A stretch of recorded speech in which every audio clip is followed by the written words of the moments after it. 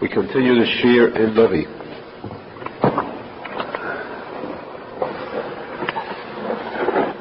We are still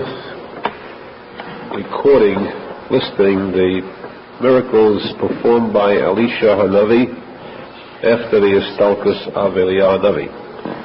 The last miracle we started to discuss was the case of Naaman, the general of Aharon, who was very much liked by the king of Aram. He was his favorite.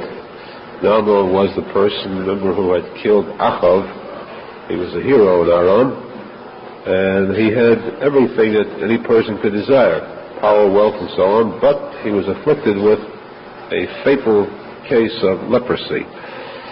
He would have given up, except that he had now a young girl, a Jewish girl that was taken captive from the Jews, worked for him as a maid, and she revealed to him the existence of a Navi, a prophet, with such miracle powers that even the dead would be brought back to life. To cure a case of leprosy is tantamount, equivalent to bringing back a dead person to life, similar to Chias HaMesim. And by performing this act, Elisha would display the Tishnayim, double powers that he inherited from Eliyahu Hanavi. To show this double power meant that Eliyahu Hanavi had brought back to life one person from the dead. Elisha Hanavi had brought back one child. By curing the other one, he would now have two to his credit. As we said, Naaman was sent by the king of Aram to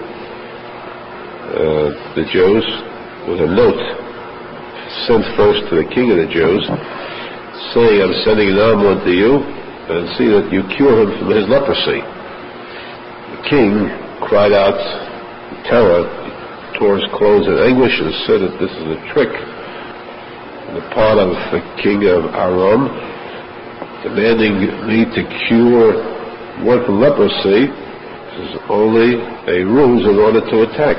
He's looking for an excuse, and this is it.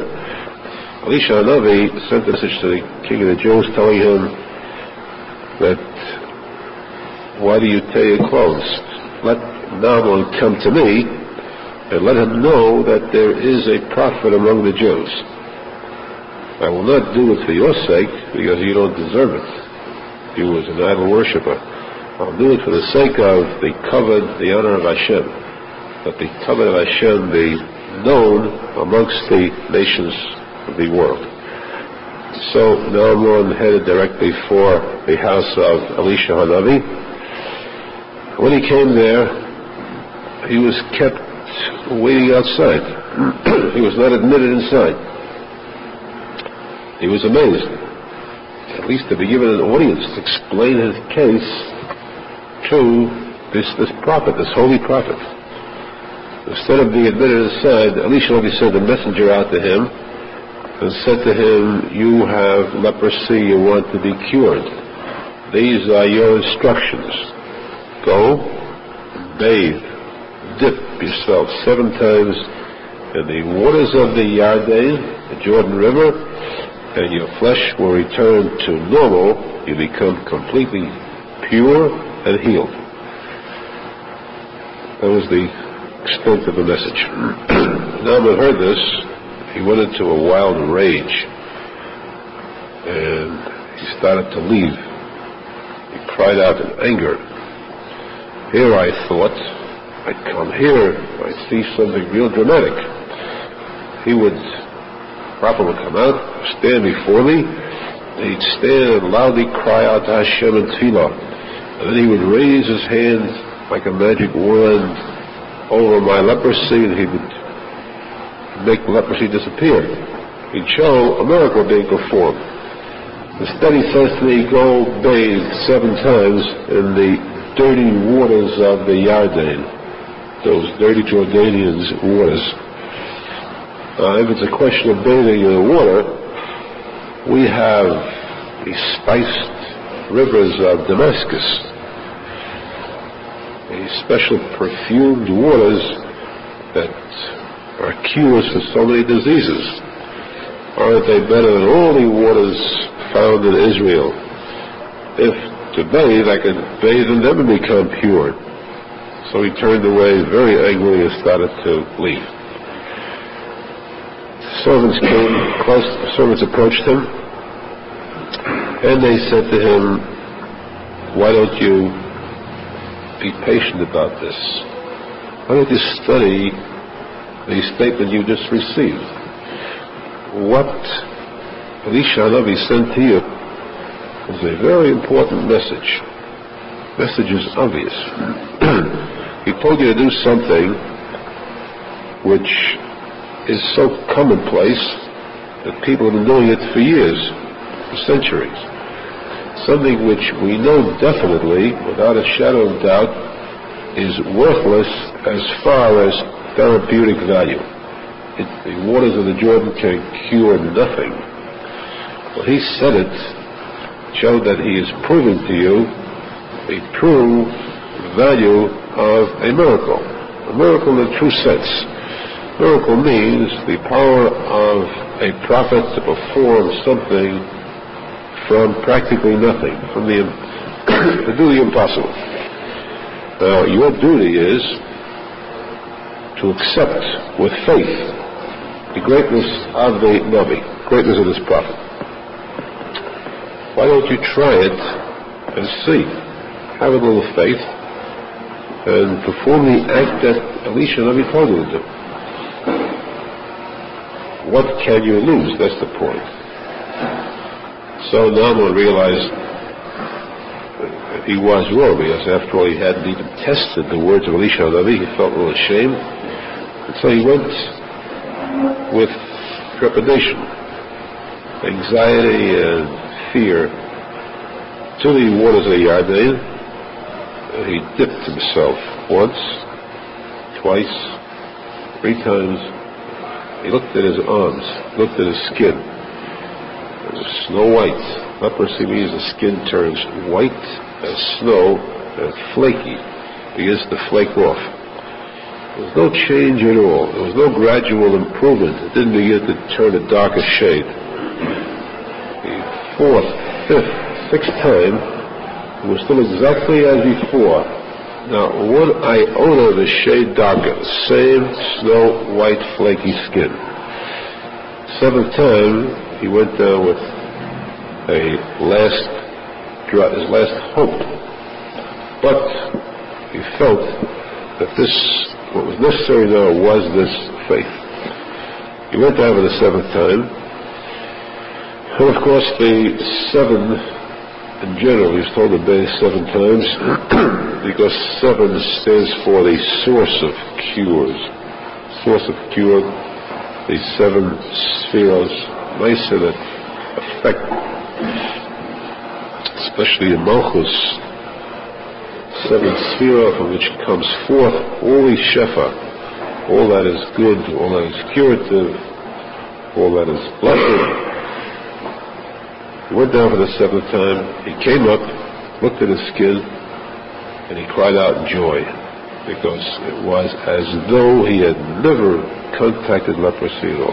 He was completely cured. He was so elated, so jubilant, that he rode back quickly to Elisha Hanavi, and there he went inside to see him now. He begged him to please take the gift he had brought, a whole caravan full of expensive cloths, materials, silver, coins of all kinds. Elisha Hanavi told him that he refused absolutely. He would not take any type of pay for this. It was enough that he had witnessed a miracle done by a prophet of the Jews. And he told him, give credit where it is due. See now the fact that you were there, all your idols, they did not help you at all. You see where the true power is. Naaman replied, yes. And let me, if I cannot give you something, allow me to take something from you. Allow me to take a pair of mules loaded with the soil of Israel. I want that earth, take it back with me, and there to build from this earth in Aharon, build a mizbeach, an altar. And henceforth, when I offer sacrifices, it will be to Hashem only, to show that my faith is pure in Hashem. Noble was now called a ger. In this sense, he was a convert. Converted at least as far as turning away from idol worship to belief in Hashem. Which means a ger teshov.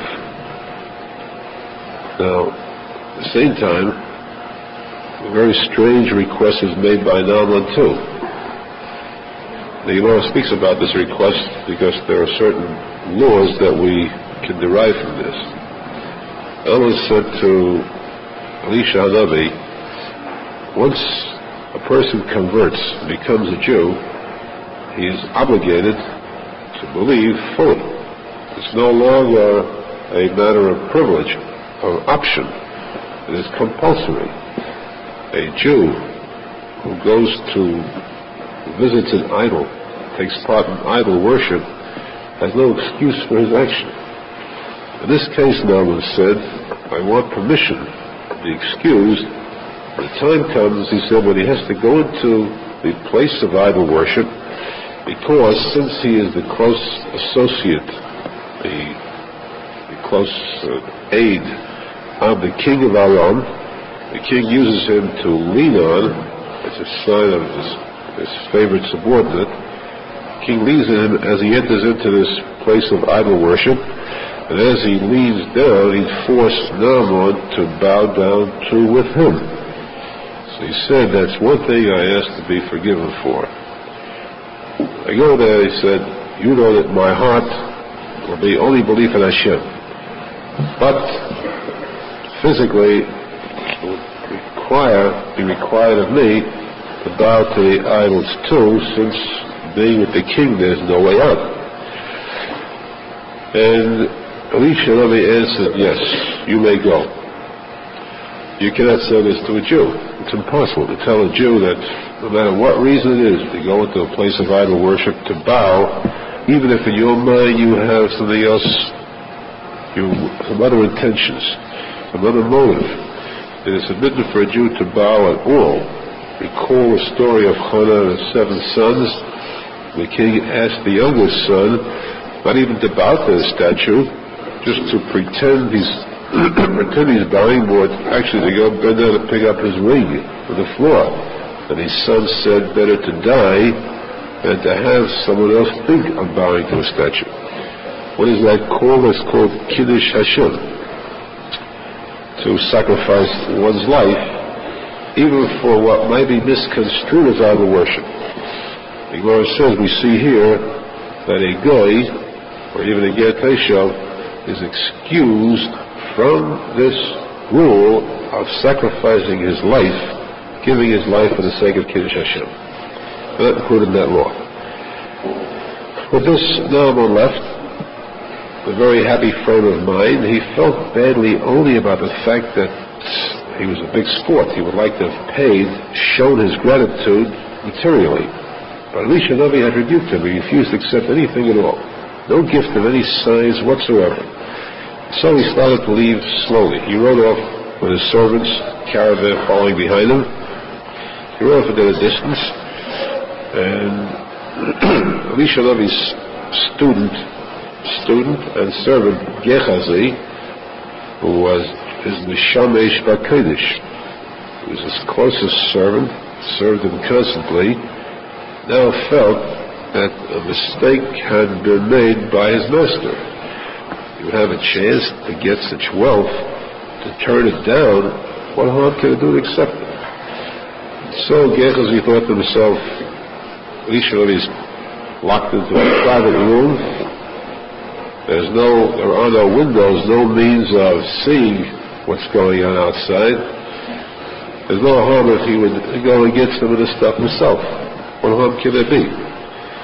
So he ran after the caravan, and Naaman turned suddenly and saw the servant of Yerushalmi coming to him, he leaped off his horse, waited for him and said, "Is there anything wrong?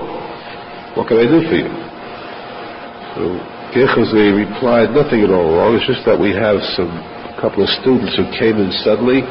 We need some supplies for them. If I can get a little bit material for clothes, some silver." Naaman was overjoyed. He said, "Fine, here's 2 bushels full of silver and some material. In fact, take the whole thing if you want." And Gehazi said, No, this is fine. 2 sacks of silver materials, that'll do very well." Naaman said, "Well, let me at least send along my servants to carry it for you." He couldn't refuse that, so they carried it until he came to the door of his home. And there Gehazi took over, carried these little sacks, very silently tiptoed past the door of Elisha Hanavi, closed door. As he passed that door, he suddenly heard a voice, "Gehazi, come in." He dropped the loot, and he walked in very filled with fear that he had been caught despite the precautions he had taken. He walked in, stood before Yerushalmi. Yerushalmi asked him, "Gehazi, where have you been?" Gehazi replied, "Oh, just here and there." That was his reply. Yerushalmi said to him, "Don't you realize, don't you know me long enough to know that I saw?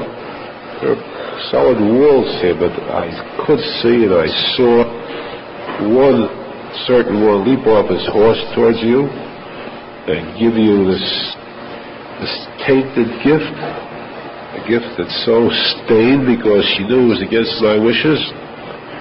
You took this gift because you want silver to buy for yourself luxuries, to get for yourself servants.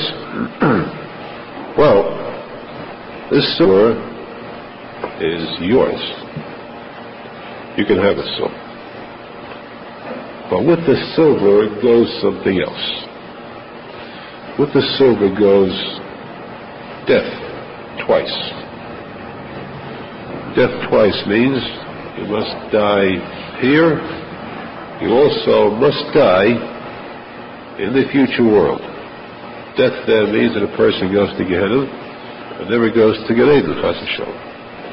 That's what your sentence is. Now, one thing, you cannot be saved from death here. That you must get, and it will not be a regular death. I'm simply going to transfer the leprosy that Naaman just dropped to you. You will now have the silver with the leprosy that goes with it. As far as the other death is concerned, I'm going to transfer that so that your sons too, yes, you have 3 sons, your 3 sons too will have the same leprosy. Because it means that your sons will die, and one whose sons die, it is considered the same as a death penalty in itself. What is good about that, the way I'm giving it to you, he said, is because there's nothing worse than losing Elam Haba, losing the future life, the hereafter. But because you have served me in the past, the zechus of being mishamish and tzadik is so great that will save your Gan Eden for you. So, in other words, you lost life, your children will have leprosy too, but I have salvaged your Gan Eden for you. You will still have Gan Eden forever afterwards. And with this, that very next second, Gehazi walked out as white as snow, head to foot, completely covered with leprosy. This is the temporarily the end of the story with Naaman. We'll come back to a sequel to this very soon. First, meanwhile, we go on to a brief case of another miracle performed by Elisha Navi. As we said, we're recording the miracles of Elisha Navi. He was sitting together with his students, and suddenly the Talmud and students said to him, the room is very oppressive. There's very little room for us. We must have wider space. But the Gemara says, why suddenly did the students ask for more space? The Gemara answers that Gehazi was not as good as we might have thought. Gehazi was jealous.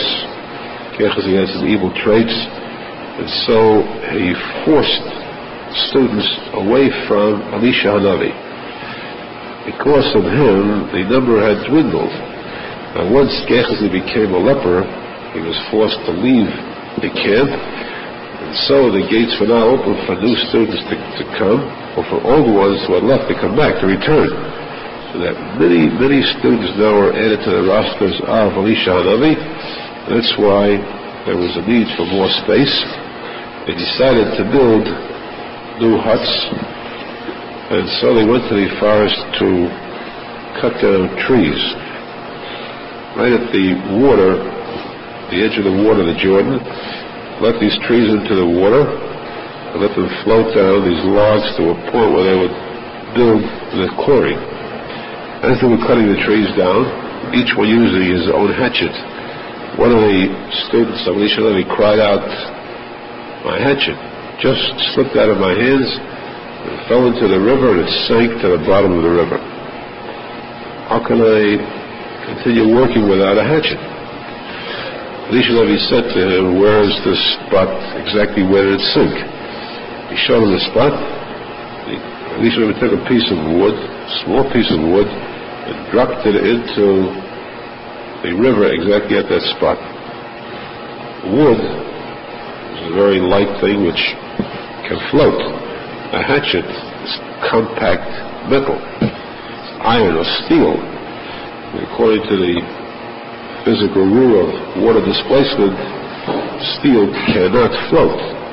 In this case, the miracle occurred where this piece of wood sank to the bottom and the hatchet floated up to the top of the water. The student retrieved the hatchet and went about his work again. This was one of the miracles. The miracle means something which is supernatural, against the laws of nature. Now, we come to the next important case, where the king of Aram, this was later when the king of Aram, in attacking the Jews, used some schemes where he would trick the Jews, lure them to a place where they'd be caught, a place of ambush. These were secret places. No one knew about this except the king himself and his closest aides. The king prepared an ambush where the Jewish king and his soldiers would go. They'd be caught there and massacred. As the king had this ambush prepared, Elisha Levi sent notice to the king of the Jews, "Be careful not to go to this certain spot, because there is an ambush there." So, the king of the Jews was saved. The king of Aram was disappointed as to why this ambush failed. He tried a second time, a different place. Again, Elisha Levi sent warning to the king of the Jews not to go to the spot. Finally, the king of Aram became aware that something was wrong, and he said, "There is definitely a spy among us. Someone is revealing our military secrets to the enemy.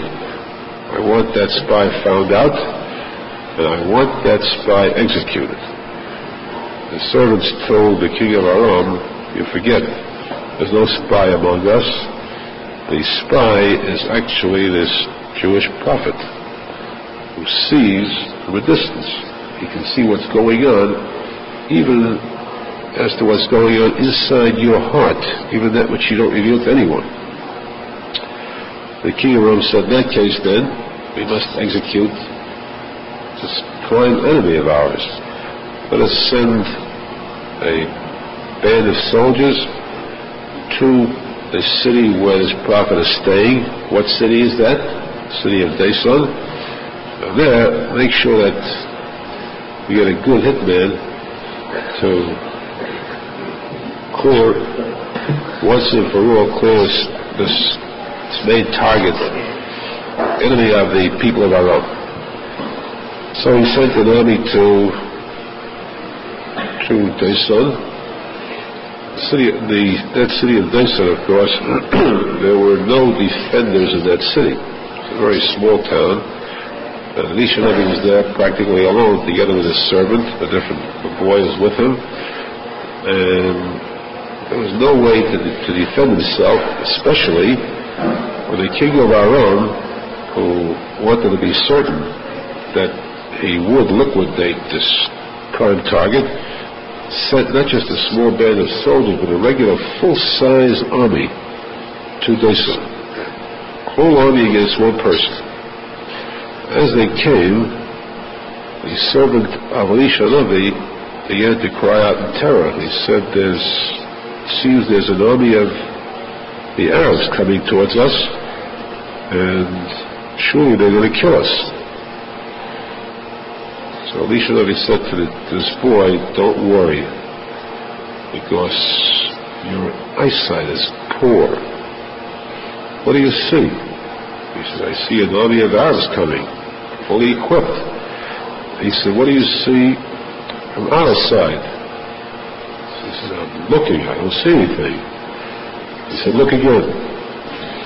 Then Elisha cried out to Hashem and said, give this boy a better eyesight. Give him a 20/20 vision. The boy looked and said, wow, our army is bigger than theirs. We got a tremendous army here that's much larger than theirs. He said, no, you're not worried anymore? Good, then now you'll keep quiet and wait till the enemy comes to us. The boy stood there calmly. He watched the enemy coming. He wasn't worried because he saw behind him big giant soldiers waiting to make contact with the enemy. This was all, of course, his own imagination. It would show the power of not hypnotism, of course, that we cannot use that word. It doesn't really exist. But an illusion, optical illusion, where only this boy would see that. Now, as the Arabs came in, the army came in, so Elisha said another word, and they were all stricken blind. Every one of the soldiers was stricken blind. And he approached them and asked them, what are you looking for? And they said, we're looking for the Navi, Elisha. So he said, well, you came on the wrong road. Let me take you to the right road. He led them off from Dason to the city of Shemron. That was the capital city of the Jews, where the comparatively large Jewish army was. They brought them right to the king of the Jews. The king of the Jews saw them, Elisha leading this army right into his own trap. The king said to Elisha, my father means like saying they use the word father, of course. That's the term they use because the rabbi is like a father, leader, head of this time he spoke with respect. My father, he said, shall I strike them down, the enemy? Elisha said, yes, you strike down the ones that you capture. The ones that you're victorious over, strike down, not the ones that I bring to you helpless. What you'll do is prepare a good, heavy meal for them. Treat them nicely as guests, and then send them back. Let them report what kind of a welcome they received, how cordial this was, and perhaps the king of Aharon will stop attacking. So the Jewish king did this, and they returned. This was, again, one of the miracles of Elisha Navi. Of course, what was special about this illusion, the part of this boy, a servant of his, was that what made this boy quiet And strangely, the purpose for a miracle is not done in vain. But Elisha had to have silence. This boy crying, terror, would have warned the soldiers as they were coming. For some reason he needed the silence. Although to quiet this boy, a special miracle was done. The boy could see a vast army behind them, but it wasn't an ordinary army. What he saw was coachmen, the horsemen, coaches, all of them made of fire. Humans made of fire like angels. And when he saw these were on his side, these on our side, these fiery men. The boy, of course, was pacified. Now, the king of Aharon saw that it was futile to try to get to Elisha Navi, and so he let this thing pass. Sometime later, again the king of Aharon laid siege to the city of Shulchan. His name was Ben-Hadad. That's Aharon, of course, of the Syrians. But it's a very common name today among the Syrians, Hadad, Ben-Hadad. Look in the phone book, you'll find Ben-Hadad. No relation, possibly. But this was the Syrian king. He was not Jewish at all. And he laid siege to Shulchan. Laying siege meant that he expected to destroy them simply by closing them off from the outside world. Meaning, they'd have no chance to purchase any food supplies. So, naturally, once the food supplies were consumed, they were used up, a famine broke out in the city of Shulchan. This famine became worse. Hunger was multiplied each day until it became unbearable. Beginning, they would have no food to eat. They would have to take their horses, mules, eat that. Eventually, it had to go much worse than that. It came to a point, we come to a story which we mentioned a few weeks ago. And again, to clarify, was mentioned by mistake. This took place at the time, years before. Actually, this is the time it really took place. At this moment, when Ben-Hadad laid siege to Shulchan, this is when the two women came before the king of the Jews, and he was standing on top of the wall of the city, bemoaning the fate of his people.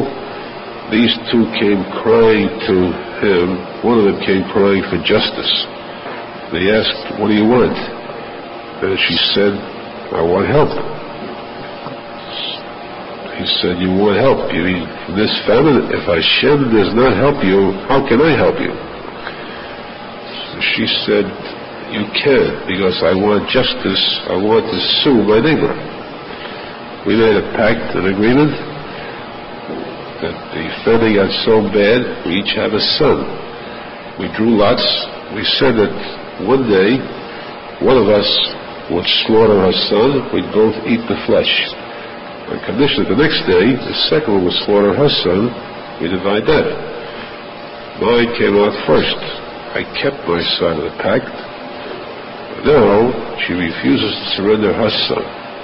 I want justice. I want her son surrendered to be killed just as mine was. The king heard this. He tore his clothes in anguish, and he swore, Elisha Hanavi is going to lose his head today. He'll be beheaded today because this is all his fault. As much as the king was not God-fearing, as much as the king had spread idol worship, he still had enough respect. Elisha Hanavi, enough knowledge and faith to know that he was a prophet that possessed miracle powers. And so if he did not affect a Yeshua, a victory for the Jews, in the case of this famine, it was done deliberately. So he placed the blame for this famine at the door of Elisha Hanavi. So he sent a messenger to Elisha Hanavi, and with the instructions, kill Elisha Hanavi. A Jewish messenger sent by the Jewish king. this messenger came before Yerushalmi, and Yerushalmi was sitting with his students in this, the elders inside this room. He told the elders, I can see, but nobody could see, of course, from far. I can see the king sending his messenger here to perform an act of murder, to kill me. Not only that, the king is walking right behind him. And when they come, let me handle this. Let the messenger through first and then close the door. The messenger came, and the messenger pleaded with Elisha Navi. He said, I know that you are holy, and I dread the thought of having murder on my record. I should be guilty of murdering a holy prophet. Please spare me that. So Elisha Hanavi said to the messenger, let me speak to your king better. He's right behind you. The king came in, and Elisha said to the king, your problem is this famine, right? Well, my answer to your problem is that right now, for all the gold that the Jews possess, you cannot buy one spoonful of flour. Tomorrow, you'll be able to buy a giant bushel of flour for a small silver coin. The king always walked with a servant whom he leaned on. The servant is a close aide to the king. Usually these servants possess arrogance. Known in Hebrew as chutzpah. The king remained silent, but the servant spoke up very derisively, mocking Elisha Navi. And he said to him, is Hashem going to create windows in heaven? You'll have this dropping out of these windows? Very mocking tone. Elisha Navi replied to the servant, well, you're going to see this happen tomorrow, but you're not going to partake of this at all. The miracle will take place tomorrow. You'll see it, but you'll have no pleasure from this miracle. That'll be your punishment for mocking me. So, shortly afterwards, Torah says that just as this was taking place, there were 4 men outside of the boundary of the Jews by law. These 4 men were 4 lepers, 4 men stricken with leprosy. They wore Gehazi and his 3 sons. By law, a leper is not allowed to enter within the confines of the Jewish camp. They must remain outside. And they said, there's no sense in going in to try to find food by the Jews. The army of Aharon is laying siege to the city. Let's see if we can sneak over to them and get something. What can we lose? If we lose our lives are worth nothing anyhow. We're starving to death. So they said, let's take this chance. They sneak down towards the army of Aharon. And before they go there, Hashem performed a miracle to fulfill the words of Elisha Hanavi. A panic overtook the army of Aharon. Panic was so great, they thought they were being attacked from all sides, and suddenly, filled with an overwhelming fear, they leaped up and ran. They left everything behind. There was food, cooking, prepared. They even left their horses. They ran by foot and left clothing, food, horses, everything they had, all their wealth behind. They just took off and ran. The entire area was strewn with garments. It was like bedlam. Now this scene, these 4 men came. They looked into the first tent and they found that there were supplies there. No one there. They went further. Each place they went, they saw food. They didn't ask questions. They sat down and ate. Meal for the first time in so long a period. They came to the next tent, again food. They tried to eat again. By the 3rd tent, as much as food was desirable, they had a limited capacity. So they said to each other, this is really a crime. Why should we gorge ourselves with this precious food? We have a chance now to deliver such important good news to the Jews. It's sinful that we hesitate for a moment. Let's go back and report this to the Jews. So they came back.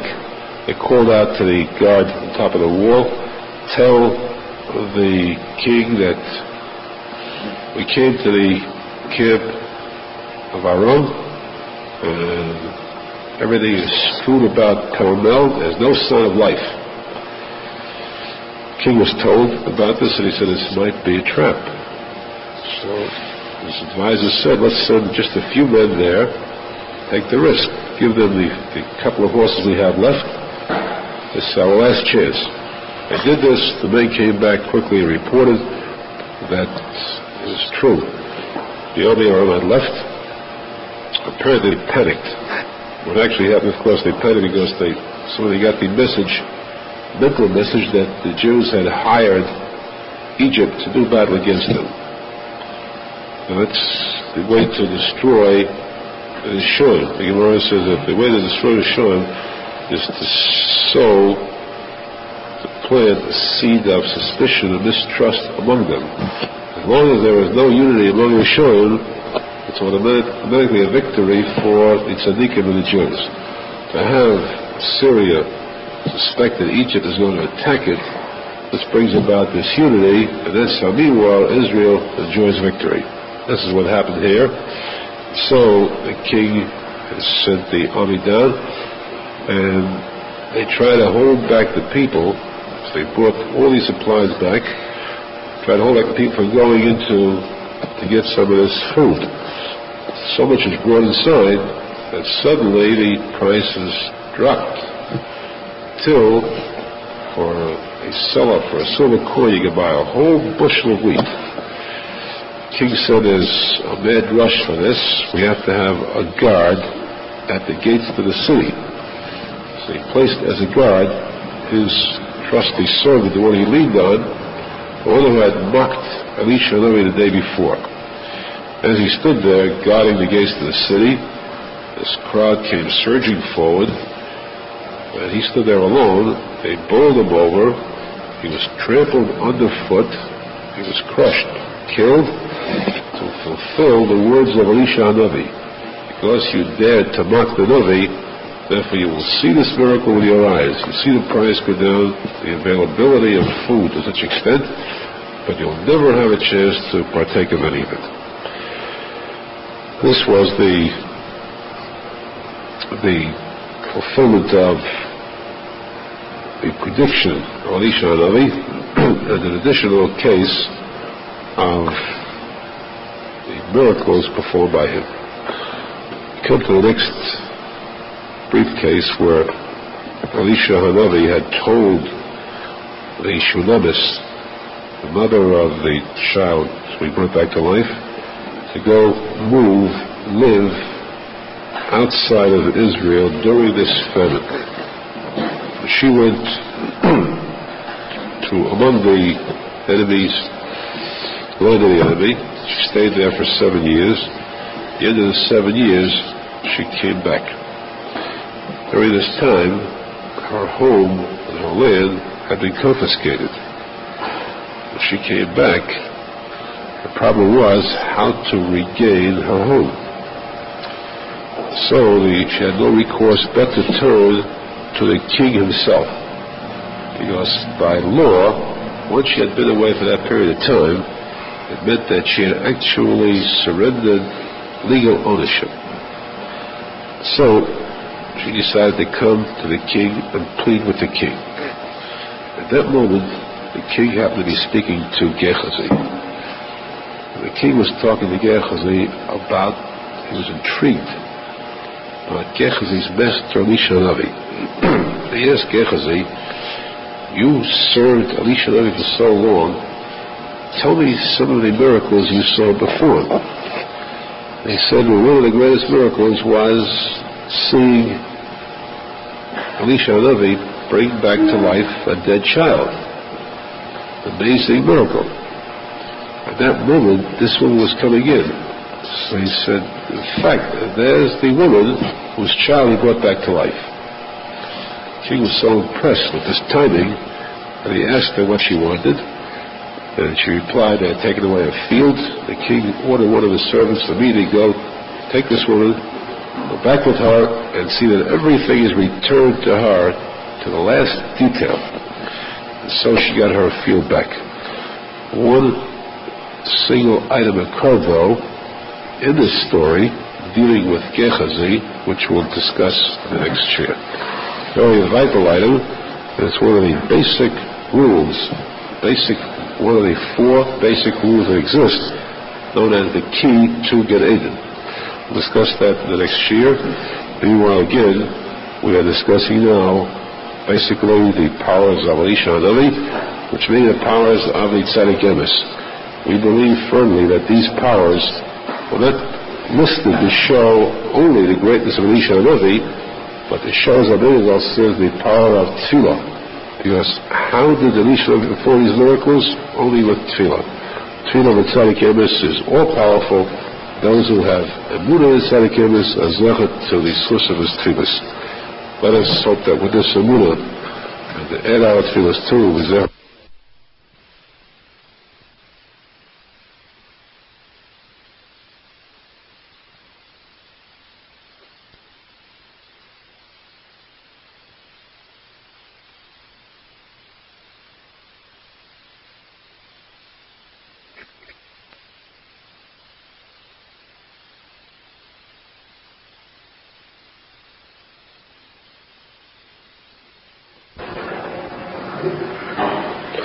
We continue the Shir in Navi.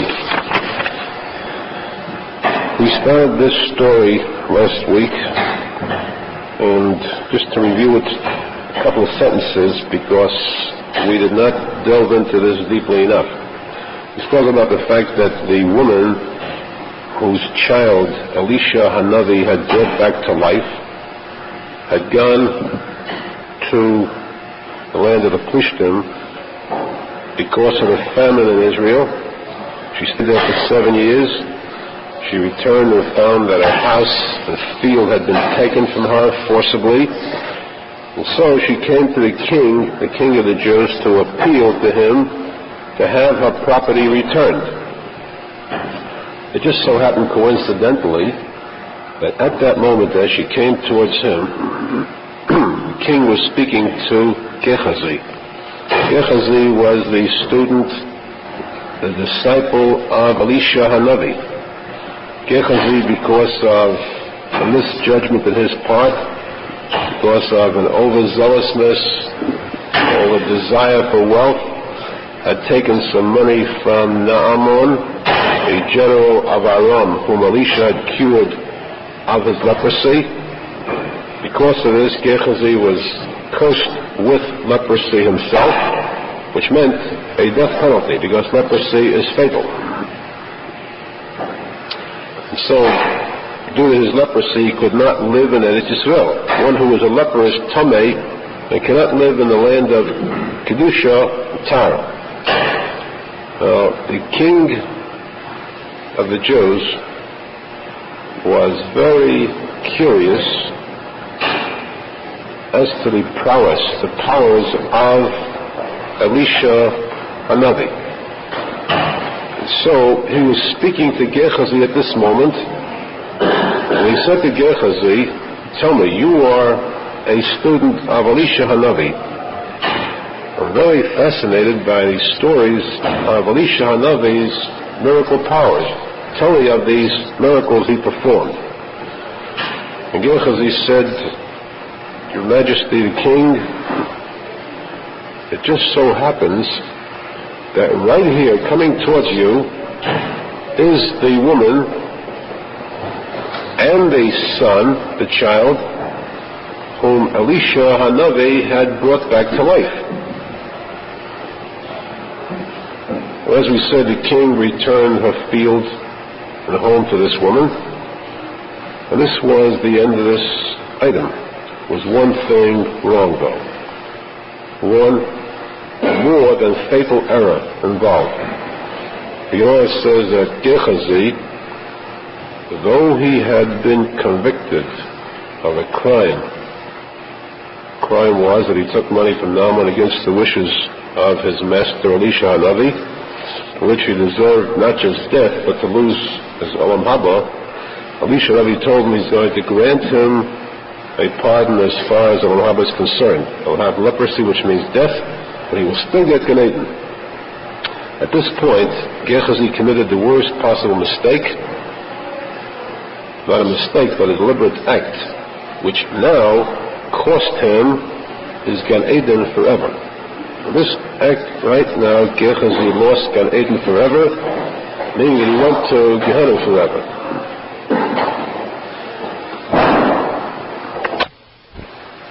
What was this crime that was so great that could not be erased and cost him eternal life? The Gemara says there are very few sins in existence that are that serious, or the penalty is so great that regardless of a person's credits, regardless of a person's mitzvahs, a person still can never get to Gan Eden, which means he loses the key to Gan Eden. There are a small number of items which we'll discuss in detail in the Gemara class. These are called the key to Gan Eden. One of these items was the sin of Gehazi. When Gehazi replied to the king, he said to the king, "This is the woman, this is the child that Elisha Hanavi brought back to life." He said Elisha Hanavi's name without using the word Hanavi or Elisha my rabbi. The Gemara says that to mention one's rabbi's name without the title rabbi is the same as speaking Hashem's name in vain, which means that there is no pardon for it. It is a sin that is so serious that one loses eternally the key to Gan Eden. And though until now Gehazi had been spared that worst of all penalties, he now brought upon himself his own everlasting doom by mentioning Elisha Hanavi's name without saying the word Rebbe. This is one item. Second item, Rabbi Arizal says in this statement, the king asked Gehazi, "Tell me of the great things that Elisha Hanavi performed." Rabbi Arizal says, what was the secret power that Elisha Hanavi possessed? How did he perform these miracles? What exactly did he do in order to be able to bring a dead person back to life? Was it a special word that he used, a mystic word, or was it calling upon some angels to assist him when there couldn't be any, because the power of Chiyas HaMesim is not even in the hands of angels? Or did he use other tactics? Did he issue a command to heaven? What was the secret of his success? Arizal says that the secret of Elisha Hanavi's success and Eliyahu Hanavi, in all these cases, they performed the miracles purely with the power of tefillah. Only through tefillah. The same powerful weapon which Moshiach will use in combating and overcoming all the enemies of the Jews. This is the Klei Zion, the weapon that is always victorious and always successful. If wielded by a tzadik emes, then it must prove successful. And this is the only way, the only manner in which Elisha Hanavi was able to perform miracles. If he had to bring back a dead person to life, if he had to have Naaman's leprosy cured, he had to perform any miracle, he did it by tefillah, by being mispalo, davening, praying to Hashem, with the kavana and purity which he possessed. This was how he was able to perform these mifsim, these wondrous miracles. I'll deviate further. Let's look at a really fascinating sidelight. In the Gemara we find a number of items, laws that are written up in the Torah. The Gemara discusses these items, discusses them, it debates them. Rabbis of the Gemara debate them. They go into a discussion, controversy. They take count, and they rule upon these laws. This refers to all the laws mentioned in the Torah. Yet, we have what is known as a Shulchan Aruch. It's a code of law, a legal document. And in this Shulchan Aruch that we do not find all the laws mentioned in the Gemara or in the Chumash. We find that a large number of laws are omitted. These laws are called Hilchasa Mashiach, laws that pertain only to the time when Mashiach will come. Those laws are not found in the Shulchan Aruch. For example, we have a Shulchan Aruch that consists of 4 divisions: Chaim, Yeridea, Choshen Mishpat, Ebenezer, that cover every facet of law.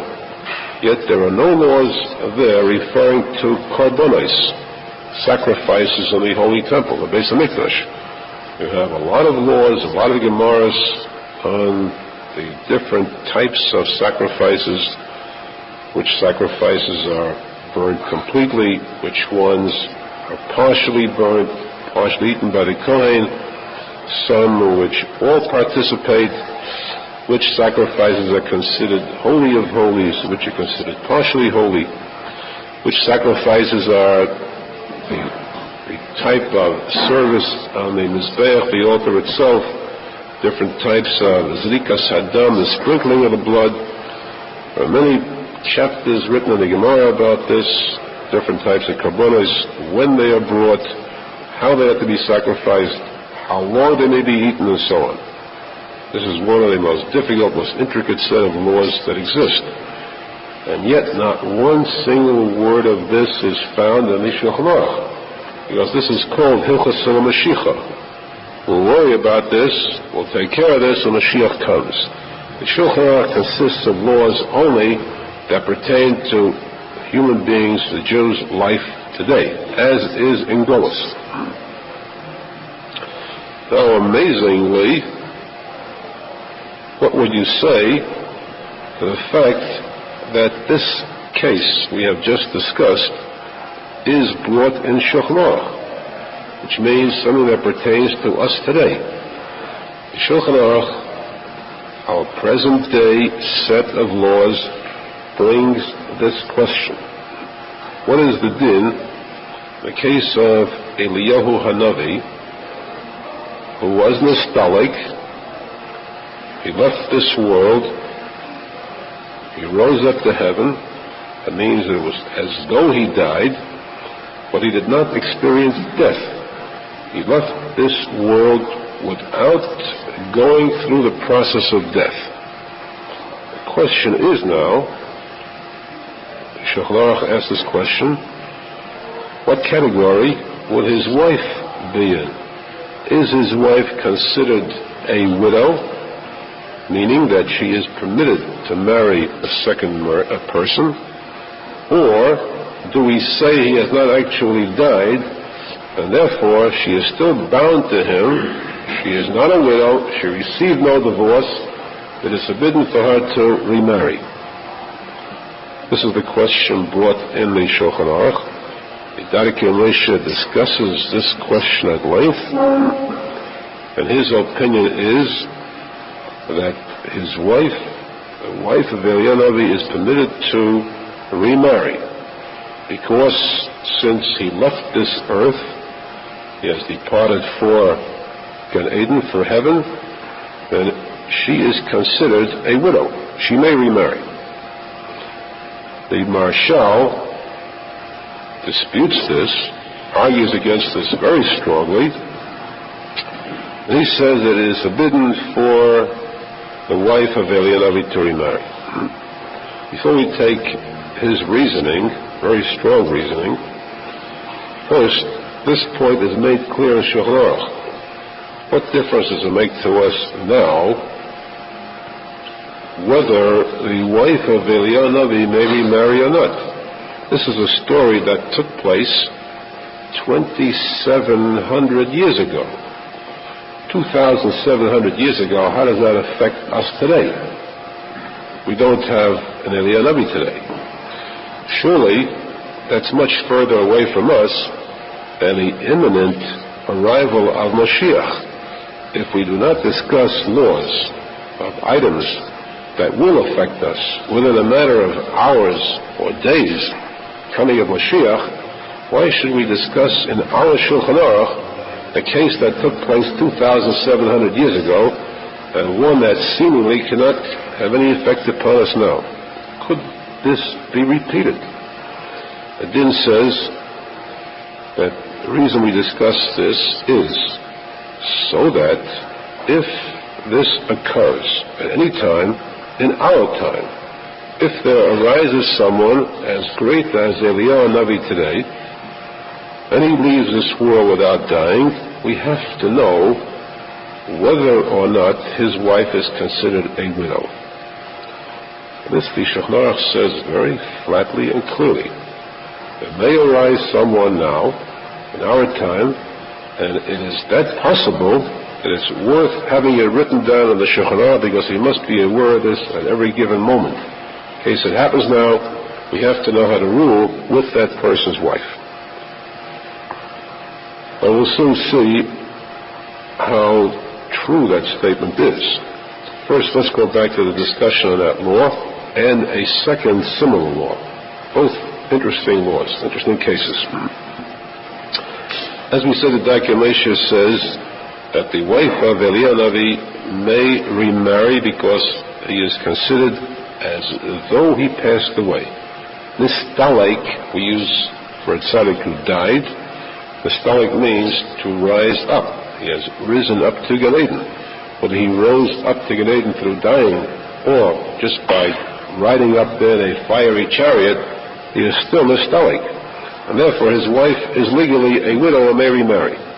Mashal says that the reason that we said, the reason that the poskim, those rabbis maintain that his wife may remarry is because he is no longer considered a human being. He was converted into a malach, an angel, and therefore he no longer possesses any ties with earth, no longer any earthly ties with his wife. Hence, his wife is freed from her ties as a wife. She is now considered single and may remarry. However, Mashal says we find the case to the contrary. We find that one of the rabbis of the Gemara once met Eliyahu Navi in a cemetery. He was carrying the body of Rabbi Akiva and about to bury him. Remember, Rabbi Akiva was killed by the Romans. His body was desecrated. They refused to have his body buried until Eliyahu came down and picked up the body and went to bury it in the city of Tiberia on top of a mountain. This rabbi asked Eliyahu Navi, "You are a Kohen. You are originally Pinchas. And as a Kohen, what are you doing in a cemetery? What right does a Kohen have to go to a funeral, touch a dead body?" The answer was that this is not an ordinary dead body, that a kiruv was a tzadik, and a tzadik is not tummy, and therefore I may handle this burial. Or, because, Jesus says, because a meis mitzvah, the Kohen finds the dead body of a Jew, even he, though he's not allowed to attend any other funeral, but in case of a meis mitzvah, he's permitted to bury this body. But this was answered in all seriousness. Now we know that a person who is dead is called lamesim chafshi. One who dies is exempt from all mitzvahs. There's no longer an obligation or responsibility on the part of a dead person to perform mitzvahs. And that's why there is a custom brought by Teshuva, and the Gemara discusses that when they bury a person, they bury him in his talus. And to show that he is no longer required to perform the mitzvahs, they cut off one corner of the talus, or according to some, they take one of the corners, one of the tzitzis, and cover it to show that he is not required to perform this mitzvah anymore. They leave the tzitzis on because they say that when Chiyas HaMesim comes, he should rise with a kosher talus. Meanwhile, he's exempt from mitzvahs, and therefore, this is the symbol showing that a dead person cannot perform mitzvahs. That is why the Zohar Kodesh says that the dead they actually crave the opportunity of a mitzvah done for them. Nothing can bring happiness and satisfaction to a deceased, a person who passed away, as much as someone who gives tzedakah on their behalf, because they themselves are incapable of performing any mitzvahs. They cannot advance progress to any degree whatsoever. So if someone gives tzedakah for them, this is the biggest happiness and satisfaction for them. So we see that a person who's passed away cannot perform mitzvahs, is not obligated to, has no requirements. Yet in the case of Eliyahu, we see that the Gemara says distinctly, you are a Kohen, what are you doing with a dead body? What are you doing in a cemetery? This proves, the Marshal says, that Eliyahu is considered a living person. In fact, he comes down to earth so frequently, he is still considered alive, and therefore, legally, the din is that his wife cannot remarry. We come now to a second case, a stronger question.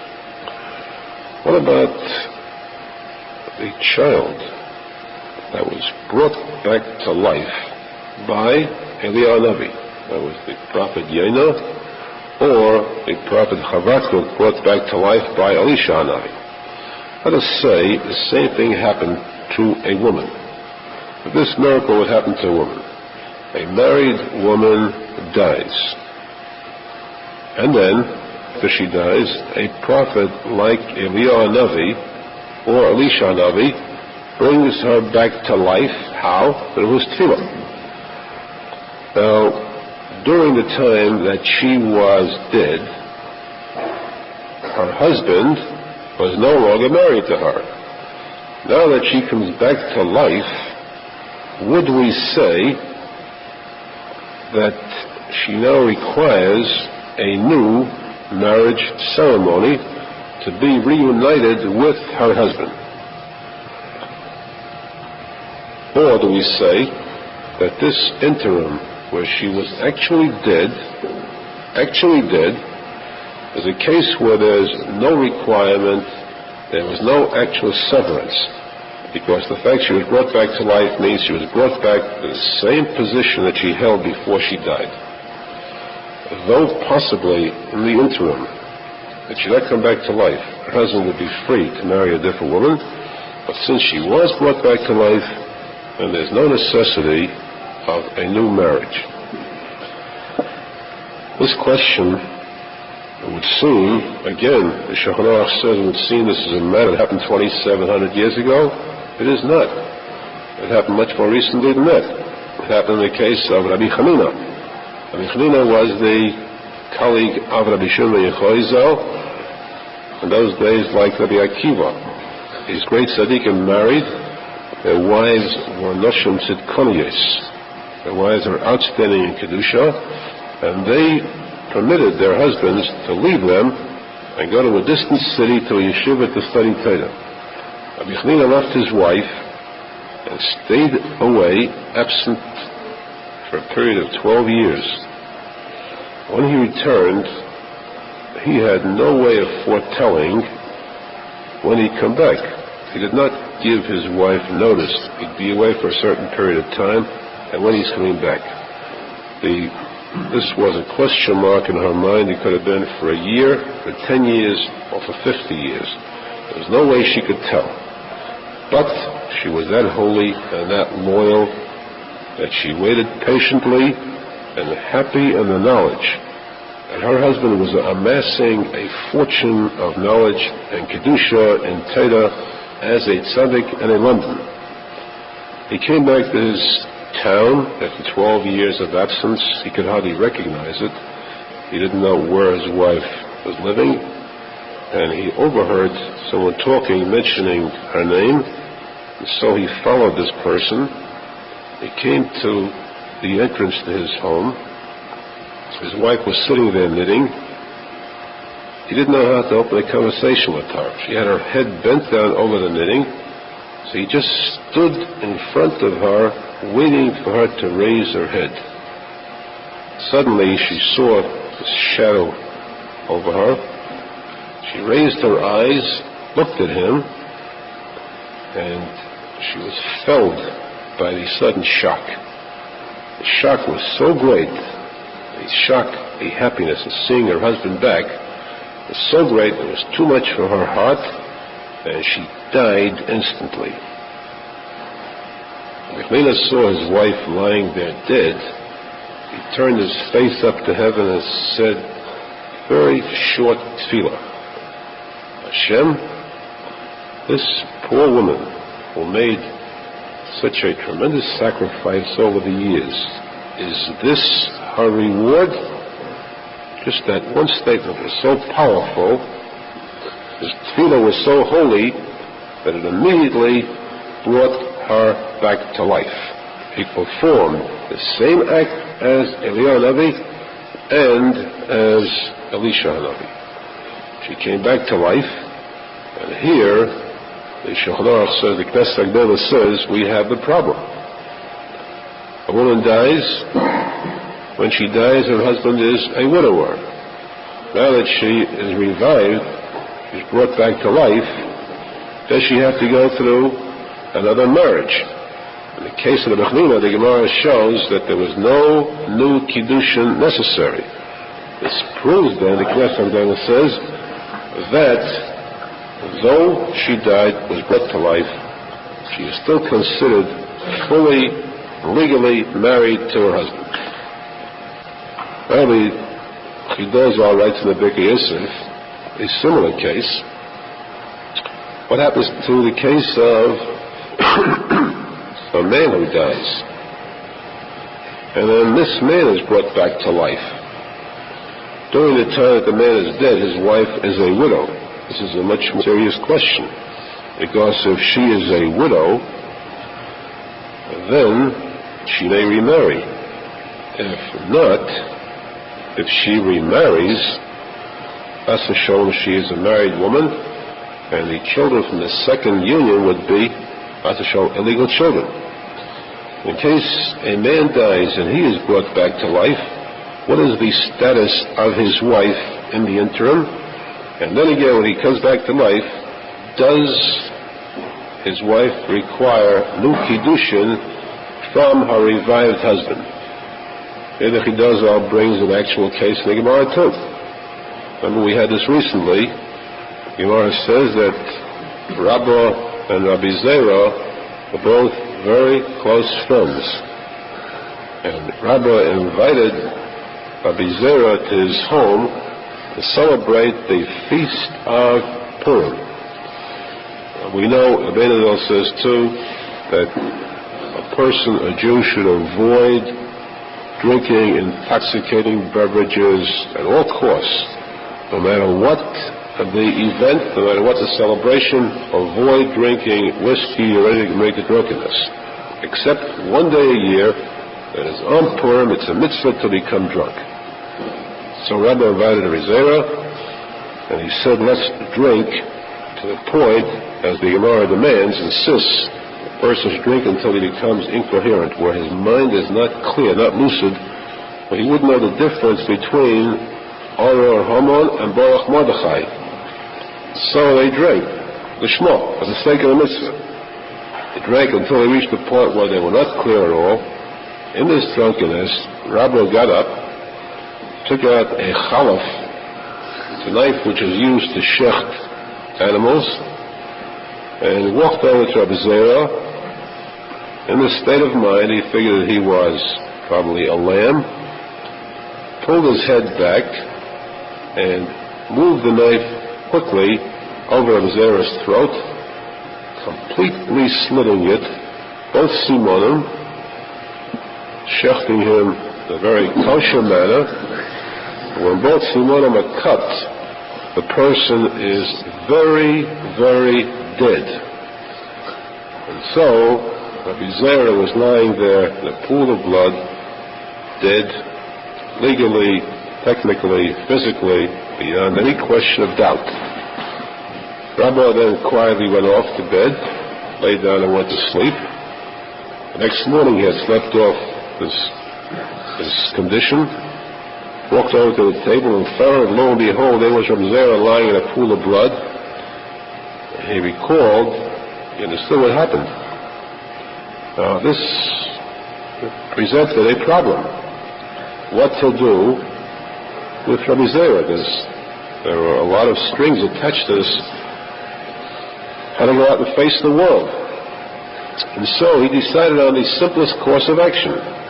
Rabbi was a tzadik who was so great, the Gemara says that when there was a question in heaven, in the heavenly court, in the heavenly yeshiva, a discussion, kaviyachol, debate on Hebrew law between Hashem and the Malachim, had to have an authority to determine, to decide, to judge, to rule on this question.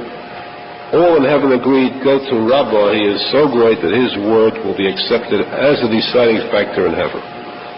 Since Rabbi was a ruling power in heaven, he decided to use his powers. He was mispalel, and Rabbi Zera came back to life immediately. There was no trace of a cut, a slit. His throat was completely whole, one piece, back to life. Arizal says, of course, there's a sequel to the story. We'll take it up next point.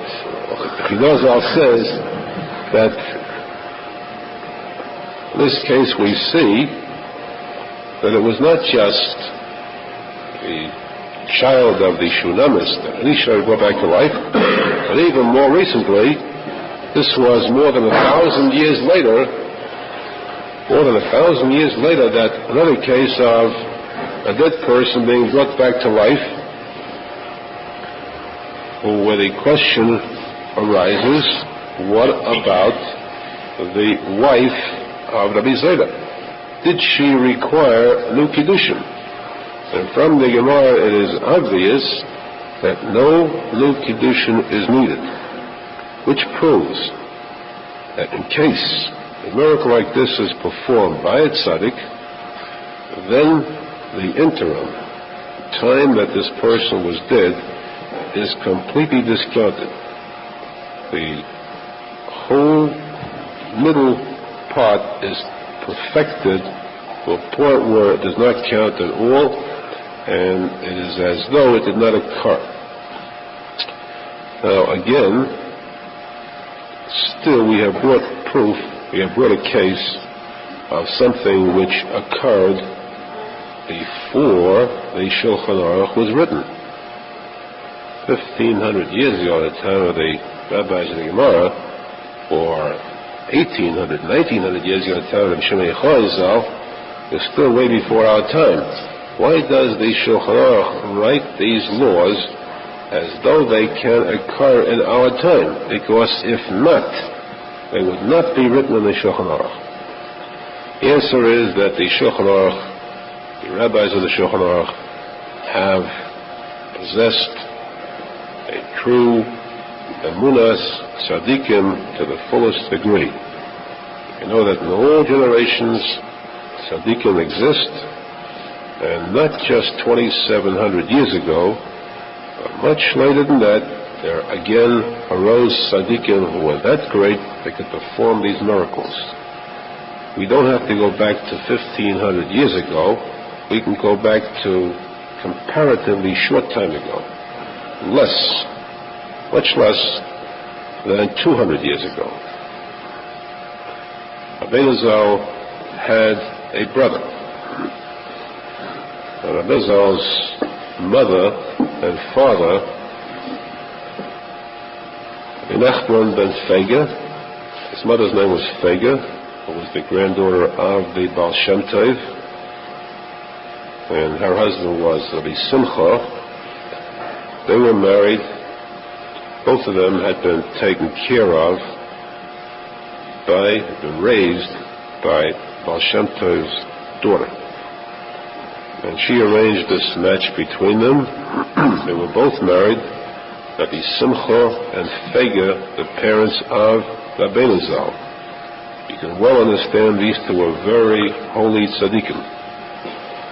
They were married, and for a period of time, for a number of years, there was no offspring. No child was born to them. And so finally, Arizal's mother decided there is a definite solution. You go to the tzadik emes, you ask him for a bracha, and if you have emunah in the tzadik emes's bracha, that bracha must become fulfilled. So, Fega Sechet Tzadik Bracha went to the Baal Shem Tov and asked him to please give her a bracha that she give birth to a ben zachar. Baal Shem Tov gave her this bracha, and sometime later she gave birth. But she gave birth to a son after the Baal Shem Tov was nostalgic. He was not there when this bracha was fulfilled. Therefore, she named this son Yisrael, after the Baal Shem Tov was a Yisrael Baal Shem Tov. She named him after her grandfather, and she knew this son would be a very holy person, bearing that name, the result of the bracha of the tzadik emes. She was happy. Her wish was fulfilled. She had this child till the age of 2. At the age of 2, Yisrael ben Fega suddenly passed away. This was very heartbreaking to the mother, to the father, knowing that this child was born through a bracha. How strange this was. How similar this was to the case of Isha Hanavi 2,700 years ago. 2,500 years later, history repeats itself, practically word for word. So, she simply did what the Shunamis did. She picked up her dead child, carried him to the grave in Mezhebush, the grave of the Baal Shem Tov, placed this child on the grave, and said, "Is this the child I asked you for? You take him." She left the child there, the dead body of the child there, and she went home.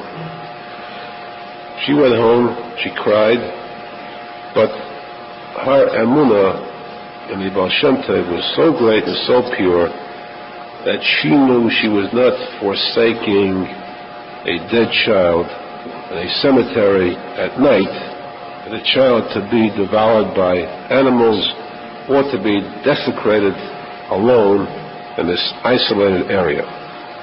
The next morning, someone came to her and said he'd been passing by the outer walls of the cemetery and he heard a child crying. He walked into the cemetery and found this child lying on the Baal Shem Tov HaKodesh's grave, child crying and well. And so they inquired, and they brought the child back to its mother. This child, Rabbi Arizal's older brother, from that time on was given the name of Rabbi Yisrael Meis, Rabbi Yisrael the dead. Because he had come back from the dead, through the Meifes, the miracle of the Baal Shem Tov, was called Rabbi Yisrael Meis. However, we see from here that, of course, that story is much longer, but bringing out only this point that pertains to our halacha. We see from here concrete proof, the wisdom, the words of the Shulchan Aruch. Here is a din that would seem to us to be passé, a din in theory only, not in fact, not in action. Yet we see where in recent times, long after the Shulchan Aruch was written, this halacha came to pass. So we do have to know the ruling in such a case. But if such a thing occurs, we know through the din of Shulchan Aruch exactly what is to be done. Now, of course, as we said, there is a debate on one point. That debate is not resolved. So if it ever happens to you, come to me and I'll give you the final decision there. We hope. Now to go back to the story in Navi, with this one thought that we must keep in mind, this one thought above all else. If we are zecher to this one point, we have been zecher to the top level that a Jew could hope to reach in his lifetime. And that is the implicit emunah in the tzadik emes. So implicit. Look at the mother of Rabbi Arizal, who left the child on a grave with such a firm belief, firm knowledge, without any trace of doubt, that this dead child would come back to life.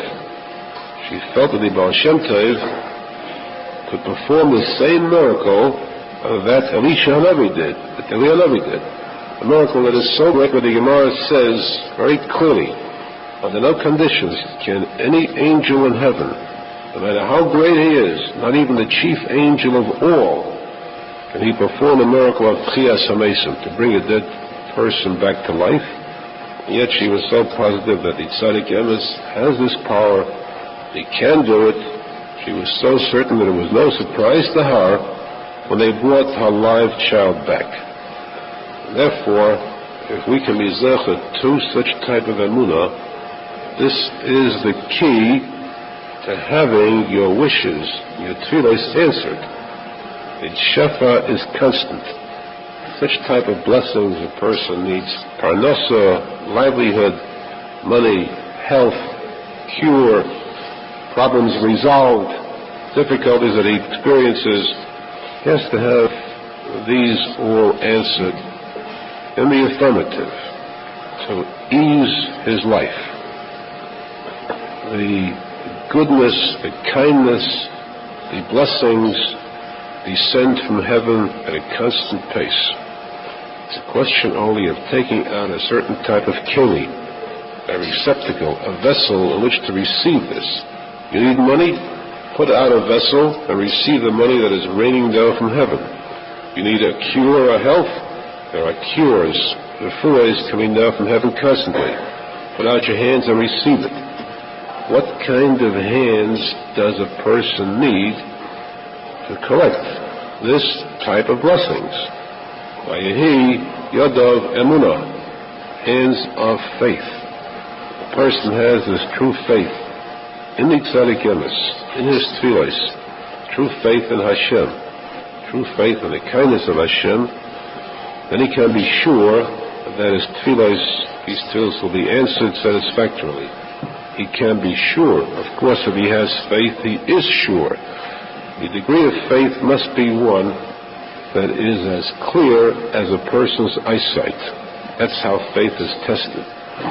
Faith is something that one does not see. You can never see something which requires faith.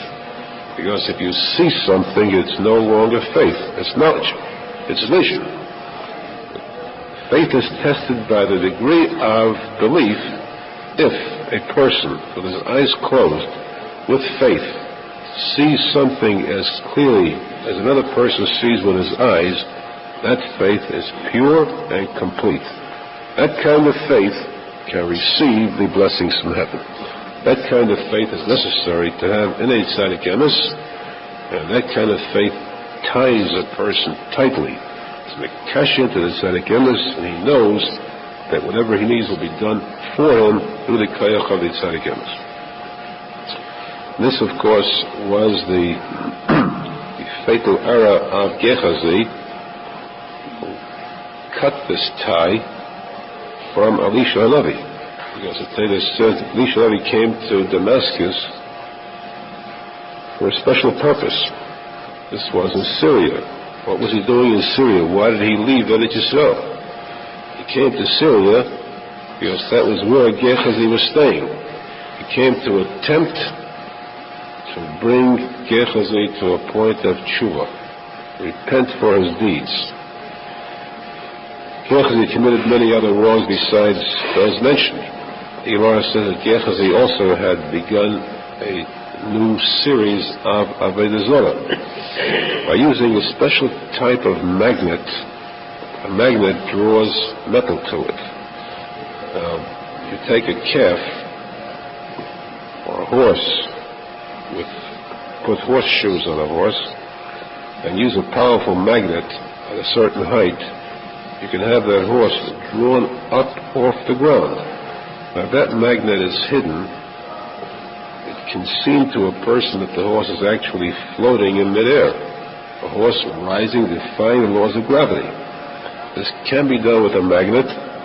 It was done by Gehazi.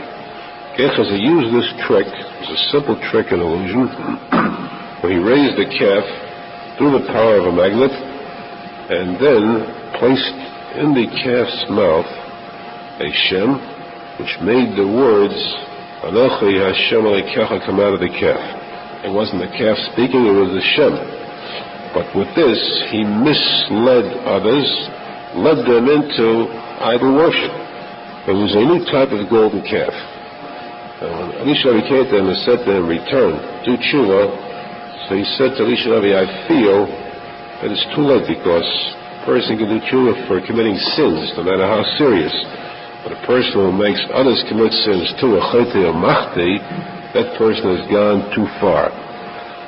No matter how hard Ishmael tried to bring him back, Gehazi continued to refuse. He insisted that he had gone too far. And this, the Arizal says, is the worst of all sins. A person commits any type of sin, whatever, tshuva can help to erase that sin to bring him back. The worst possible sin is when a person reaches a point where he gives up hope. He says, I've gone too far, there's no hope for me to repent. That's the worst possible sin. That's the trap that the Satan lays for a person. He is not satisfied when he leads a person to sin. His goal is to get that person to yield, to give up hope. And this was Gehazi's final undoing. A person must know that no matter how far he has descended, no matter how far he has strayed or wandered, he can always come back. There is no limit to the power of tshuva. Want to come back to Hashem, want to come back to the Torah, to mitzvahs, the gates of tshuva are always open. The gates of acceptance are ready to accept any person, no matter how bad or how sinful. This is the point that a person should keep uppermost in his mind. The chassidus. Know that Hashem wants us back.